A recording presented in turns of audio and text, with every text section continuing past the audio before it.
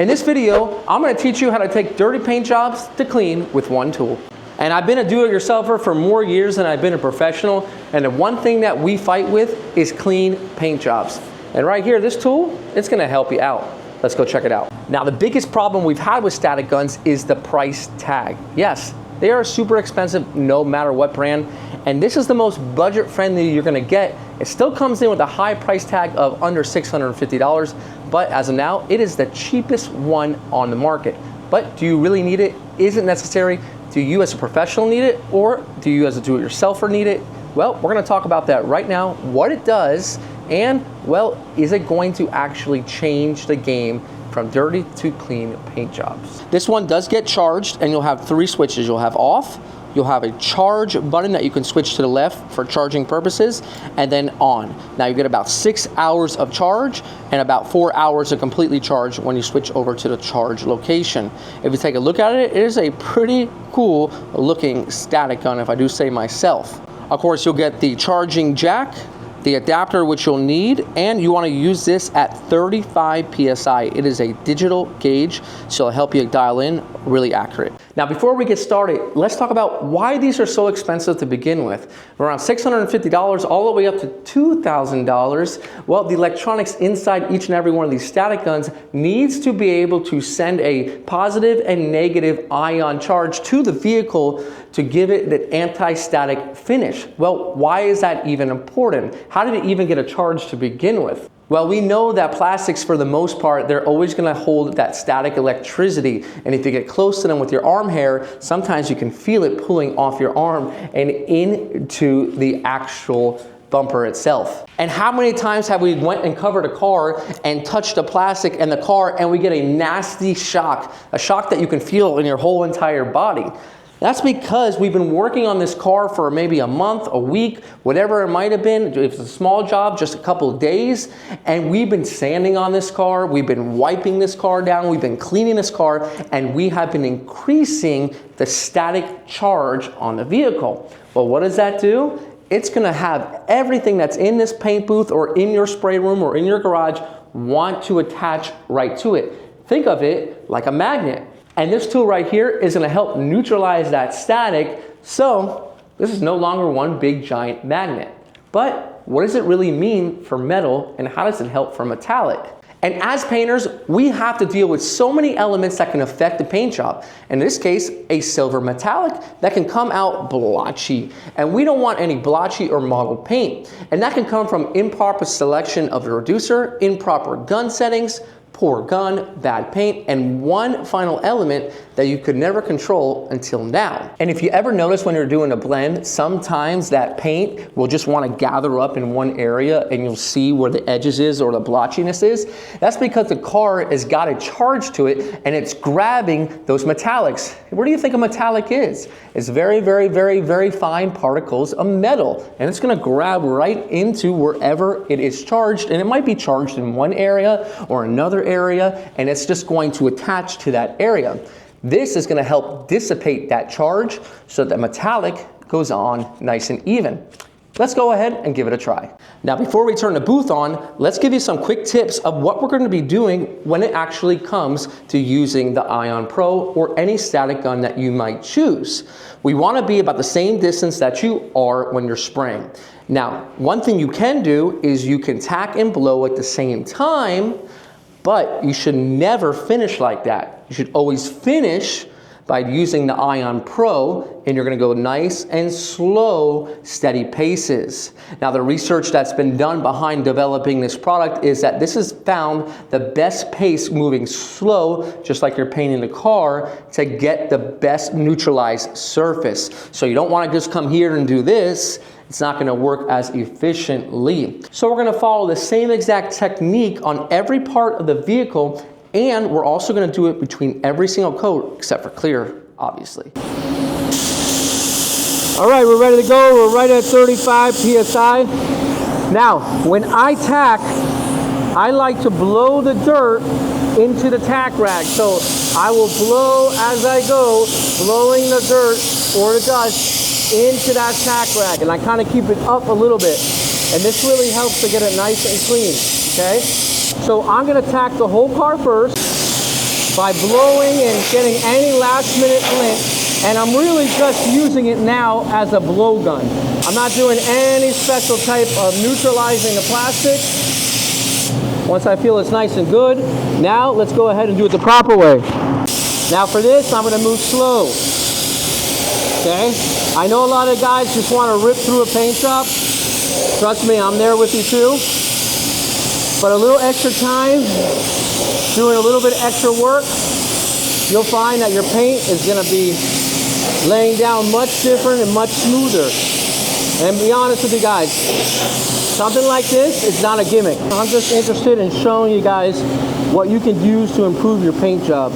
If you're like me, you absolutely hate buffing, like hate it.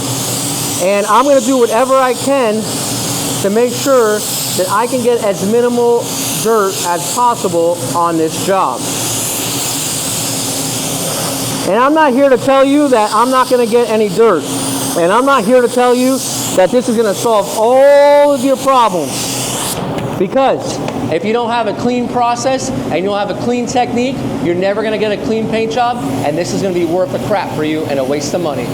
Now before we get started, let's talk about the job. This is a fender replacement, a blend into the door, a blend into the hood, but this hood has been painted and bodyworked horribly, and really there's like these little booger nuggets that are all over the hood. I might take the color a little bit more further so I can really get a nice clean job for this customer. And there's a whole bunch of weirdness here, so I kind of went and fixed it a little bit for them. So typically a blend, but I'm just gonna take a couple more ounces of paint and just make this look better for the customer. I wanted it to look nice. So that's what we're gonna do. We're gonna start off with clear blending additive on the whole entire vehicle, and then we'll get right into the base coat. Now, I'm gonna get into the base coat, but I'm not gonna, again, after that, use the Ion Pro. I'm gonna do it in between coats. For instance, in between blending additive, then in between base coat, and then in between clear coat, all right? You could do it between every single coat. I'm just doing it in between the stages.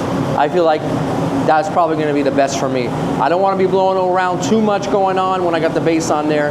I wanna make sure that I'm not kicking up any dust. And again, what this blending additive is gonna do for us is it's gonna give us a nice surface for the metallics to lay on. Instead of landing in a sand scratch, it's got a smoother surface to land in, and it's just gonna be a little bit smoother on that blend. When you're dealing with a color like this, a light silver metallic, you don't have much metallic to cover and hide for your blend. So it's gotta be spot on. Now again, with the hood, I don't necessarily know how far I'm gonna take the color just yet, but I'm gonna put this on the hood just to fill in any micro sand scratch. Don't use this as a rescue coat. It's not for that, but it will help to just even the playing field just a little bit, just so you can see visually what's going on, how your metallic's looking. Everything's going on nice and smooth. I'm feeling good about the job. Now moving on to the bumper, you're gonna see a big difference as well. Again, because those plastic parts are gonna wanna just hold that static. Now I'm using a 1.4 here for sealer. Now this is already a prime bumper. You know those prime bumpers from Acura and Honda, they have those tough primers on them. But any other bumper that is bare or raw plastic, let's say Toyota, Lexus, man, the anti-static gun or the Ion Pro is really gonna help out with those types of bumpers that are not already primered. Now, you can use the anti-static spray cleaner. You can use it, but the only problem with that is you can only use it once. You cannot keep on using it in between coats. Obviously, you can't wipe it on. And again, if the Ion Pro is still too expensive for you, there's still the option of using the anti-static cleaning solution. That's gonna help you out in the beginning. Again, now these cars, as you're wiping them and tacking them, they're gonna build up that static once again. That's why we can use the Ion Pro in between coats to cut it down. But at the very least, if this isn't for you, go ahead and use that cleaner. Now, we're ready for base coat, and let's see how our base coat lays down. Paint code NH830M, Lunar Silver. We're going to get coverage on our fender that we cut in already, and then we will work our blends. So I'm not even gonna try to blend really, I just wanna get the coverage on that fender, okay? This fender we've cut in and we've left it in base coat. We've left the inside of the engine bay in base coat and the inside of the fender jam in base coat, just like they do in the factory, okay? So I just wanna make sure I got coverage, which won't take long. And then from there, we can start to do our blend. So I'm gonna take it up into the hood, I'm gonna let this air dry a little bit, and then we'll come back into here and go back over it. So the hood, like I said, I'm probably gonna do most of the hood because I want it to look a little bit nicer. Now understand, as I spray this, it's going to possibly look a little bit mottled. That's what it looks like before it dries. But the metallics are evenly dispersed on the panel, and they're not gonna conjugate in one area, okay? And as I'm looking at it right now, it's really going on sweet. Really, really, really smooth. So we'll just come up on here and we'll just continue that. And this, guys, is only gonna get one coat on the hood. It's already got that coverage. It already looks good. So we don't really need to mess with it any more than that one coat. It should be fine. Now in that time that I've done the hood, this has already started to flash off, so I can work the fender and my blend. I'm just gonna blend it, I'm gonna put it on wet, and since I know I have a neutralized panel, my metallics are just gonna flawlessly land on the surface. And that extra slow, again, just helps to keep those metallics loose enough so they land smooth enough that we don't have that halo around our area. You can see here that blend, it will dry up a little bit and get a little bit of those shadows from the tripod, but that looks great. I'll let this flash, and if it needs any work, we can work on it with some blending additive, but I think it looks pretty good. While that's flashing, we'll finish up the bumper and get it coated. We went with a light gray sealer that looks very similar to the color. I just go ahead and sometimes mix these up by myself. Majority of it was white and just a little bit of black, and get the right tone. Now if you're wondering about this stand, this bumper stand, this is actually the aftermarket version, about 160 bucks of the 3M one. And it works pretty good. It doesn't have all the locks on the wheels, just comes with two, but honestly, these stands after a while, after they get so caked up, it doesn't matter if they're brand new or aftermarket at that point. They're all just a little bit tough to move anyways. So that's all gonna flash off. I'll give it one more coat, and then I'll give my second coat right here to the spray out card. And once it dries, I always like to check the area that we're not painting. Should match pretty good. I actually ended up having to put a little bit of black in this toner because I was checking it and the fender has been repainted. It's a little bit darker than the factory. So I ended up putting a little bit of black in that toner, which is a separate mix just for the passenger side of the bumper cover, which would be this side. So I'm gonna take this mix, only this, which is about 1 ounce in here, and put it right in this corner, because this formula is tinted to match this side, whereas the rest of the vehicle has the factory color on this side. So we'll go ahead and put it only in this area. That will darken up this side, so when it goes against that fender, everything matches. All right, so I've taken the paint that matches the rest of the vehicle, and I've got the blending additive, and I'm just gonna go basically 1-to-1 to dilute it, and that way that this color is gonna be way more transparent. I'm not gonna have any blending issues on that door. And we're gonna go over everything one more time with this 1-to-1 mix. And since we already had our color and it's our blend and it's a great match for the vehicle, we don't need to overdo it. You gotta be careful with the extra slow though, because the extra slow, it doesn't cover as good with the extra slow because it's a more transparent reducer when added into the paint. So sometimes you will get a little bit of that patchiness due to coverage, okay? We're gonna go over the same way, go over the hood, and then that should be golden. It's already looking really good, but we wanna make it that much better. So I'm gonna start off about halfway into the door. I'm gonna move slow, or about medium speed, about 7 to 8 inches away. And sometimes you gotta go a little bit further with these colors to get them to blend nice and even. It's never a problem to paint only one panel at a time, but when you're doing that blending into the next panel, that's when you see the color difference or the exchange of the two colors. Now, the one thing you don't want to do on a coat like this is spray it too dry or too far away, because that grittiness from the paint landing too far away from the surface will land dry on the panel, and that can make it look mottled. There's so many factors that can make a part look mottled. You got to be aware of each and every one of them. But with the extra slow reducer and the blending additive, we have such a translucent paint that it helps what we're trying to do here. All right, we've allowed the base to dry for a good 20 minutes. You see the finish is beautiful. We got no mottle, everything's nice and clean. We got a beautiful fender and we got a beautiful blend right in here to the door. Now, what I'm gonna do next, I'm gonna take those tack rags we've been using.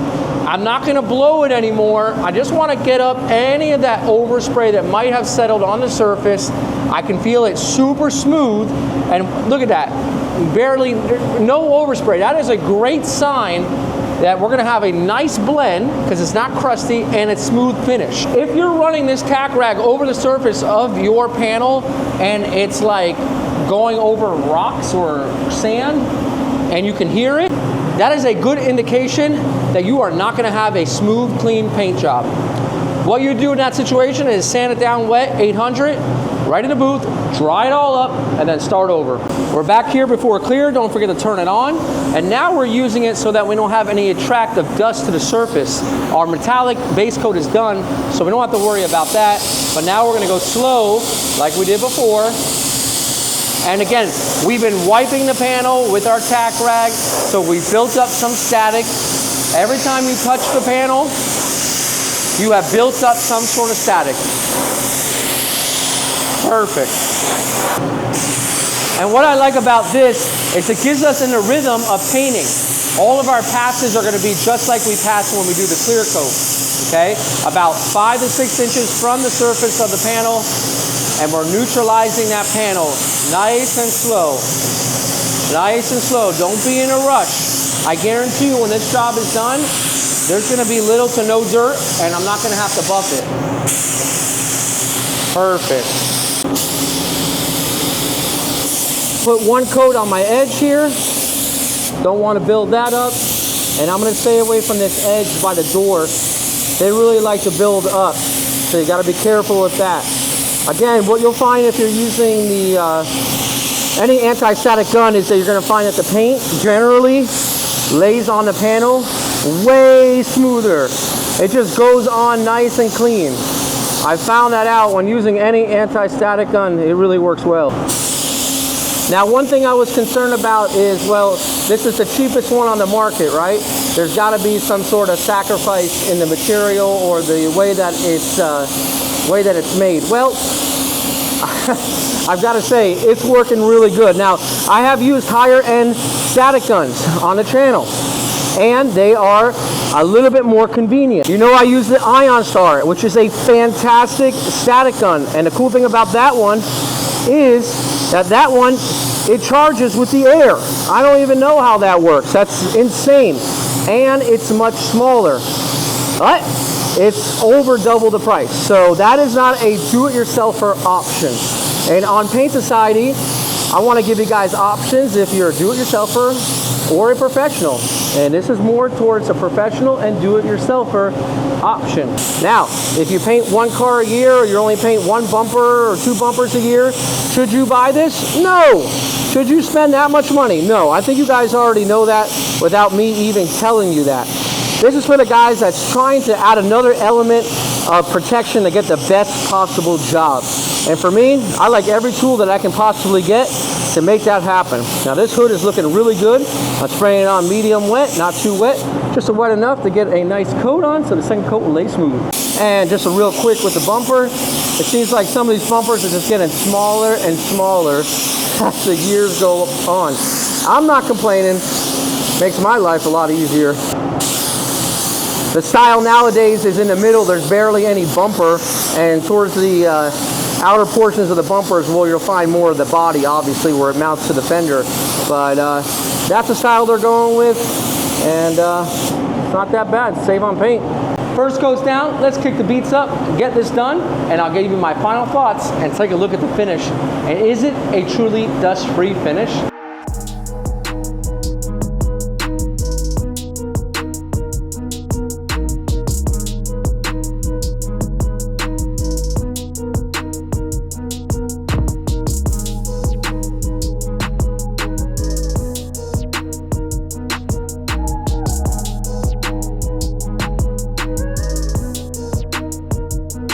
So my final thoughts on the Ion X Pro.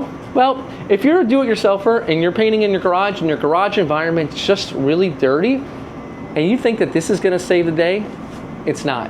What's gonna save the day is your cleaning and your proper techniques of your cleanliness in your paint area and on your vehicle. From the prep, are you doing clean prep? Are you washing down your vehicle? Are you doing clean wipe downs before the vehicle gets in the booth and after it's masked? How is your taping? If you're doing everything clean, well, this is going to be another tool to get you to the next level. So if you're gonna spend $650 and you think this is gonna be a miracle tool and it's gonna change your paint jobs completely, let me tell you, that's just not gonna be the case. But if you have all good cleaning habits and you follow the good cleaning process and technique, this tool is gonna take you to another level and you're gonna get immaculate paint jobs using this tool. So be very knowledgeable before you make a purchase, especially for this. This is a $650 tool, so don't think that a tool like that, just because it's expensive, is going to save the day. You need to have the knowledge up here and the knowledge in the spray booth so you can use the tool to your advantage. For me personally, you're gonna see this on the channel a lot because I like to give the guys a little bit more of an option as far as when it comes to cheaper tools that are still effective in the paint booth or even at home in your own garage. Guys, this is Brian from Paint Society reminding you, don't overthink it, it's just paint. Let's check this thing out, get it unmasked in the morning, and see what it looks like.